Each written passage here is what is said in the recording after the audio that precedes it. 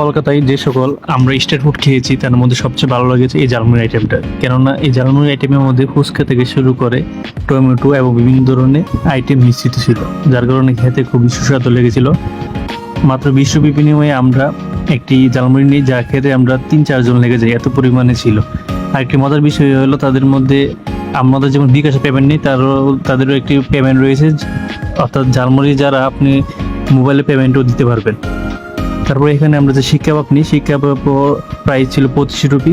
সত্যি কথা বলতে এত লো প্রাইসের মধ্যে এত সুস্বাদু খাবারগুলো ছিল।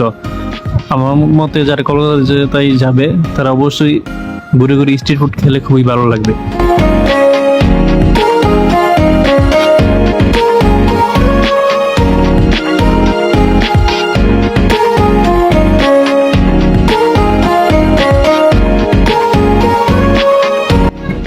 আমরা এখানে শিক কাবাব, জিলাপি, সিঙ্গারা, চমোচা থেকে শুরু করে আরও অনেক ধরনের ফাস্টফুড খেয়েছি।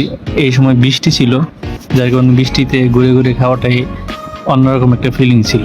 তারপর কিছুক্ষণ পরে আমরা চা খেতে চাই, যেহেতু বৃষ্টি অবশ্যই চা খেতে হবে। আর কলকাতা চাটা মিস দেওয়া যায় না, দেখতে খুবই একটি চমৎকার লেগেছিল। এরকম মাটির কাপে চা দিয়েছিল, আর চায়ের পরিমাণ সর্বনিম্ন 7 রুপি থেকে শুরু করে 800 রুপি পর্যন্ত ছিল।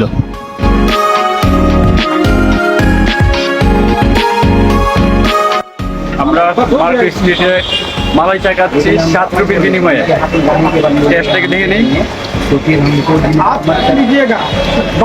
টেস্টটা এভারেজ লেগেছে। তোমার কাছে কেমন লেগেছে?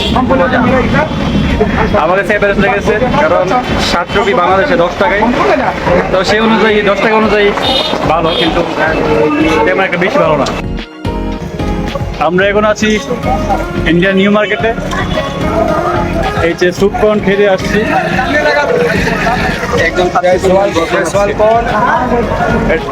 দাম হচ্ছে 50 রুপি। দেখতে পাচ্ছেন পিছনে নিউ মার্কেট, এখানে অনেক ধরনের কাপড়ের দোকানের মধ্যে দোকান রয়েছে। ইন্ডিয়া নিউ মার্কেটের সামনে স্যুপ কর্ন বিক্রি করতেছিল, 40 রুপির বিনিময়ে স্যুপ কর্ন পাওয়া যাচ্ছিল। আমার কাছে স্যুপ কর্নটা তেমন একটা ভালো লাগে নাই দাম অনুযায়ী, কারণ খেতে একটু পানসে লেগেছিল।